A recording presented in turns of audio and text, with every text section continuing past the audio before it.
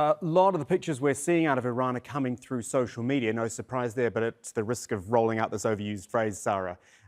Fake news is what we're seeing, haven't we? Take us through what you've been disseminating from all of this. Yeah, absolutely. In fact, Kamal, the difficulty is that not many journalists can operate from within Iran, so it's very difficult to verify what we're seeing on social media.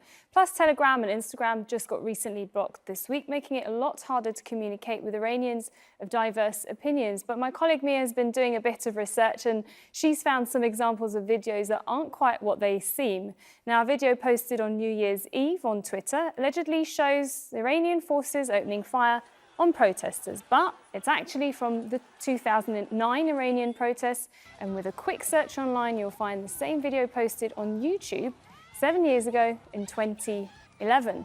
Now, one of the trending hashtags on the Iranian protests comes out of Saudi Arabia, and with that a lot of Iran-related content as well. In fact, this video is from the same date, December the 31st. Abdullah El Saadun from Saudi Arabia tweeted saying the Iranian Revolutionary Guard ran over protesters. But again, this same video from 2009 had already been posted on YouTube a year later. And take a look at this video. It says it was filmed in December, but these scenes are actually from the Arusha protests, again in 2009. And here's a picture taken by Reuters. You can see the same blue gate, motorbikes and burning rubble.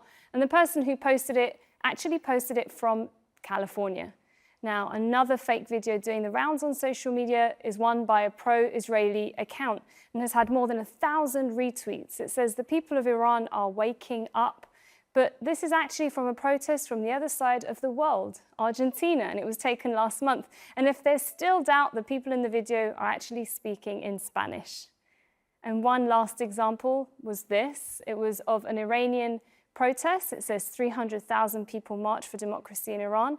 But as someone else pointed out, Mohammed, he says the demonstration is actually not in Iran, it's actually in Bahrain, and not in 2017 or 2018, but 2011. And you can even see the Bahraini flags being waved by the protesters in the streets.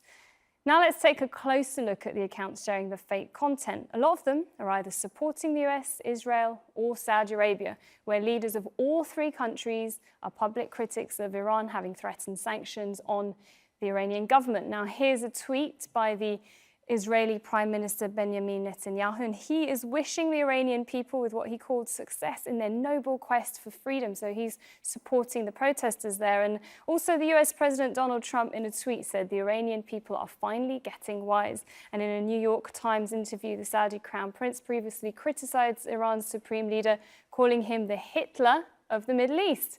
Of course, this isn't to say the protests haven't been violent. In fact, they have on both sides, police and protesters. And at least 20 people have died, as Kamal mentioned earlier. But if you have any doubt on the authenticity of what you're seeing on social media, then check the source, the date, the location of the video, or even the image that you're looking at. You can do a simple reverse image search on Google. If you're not sure, look that up as well online. And if you can't verify anything else, then the simple thing to do is just don't share it. But we want to hear from you. Stay in touch with us during the show. I'm on Twitter and I'll respond to any of your comments.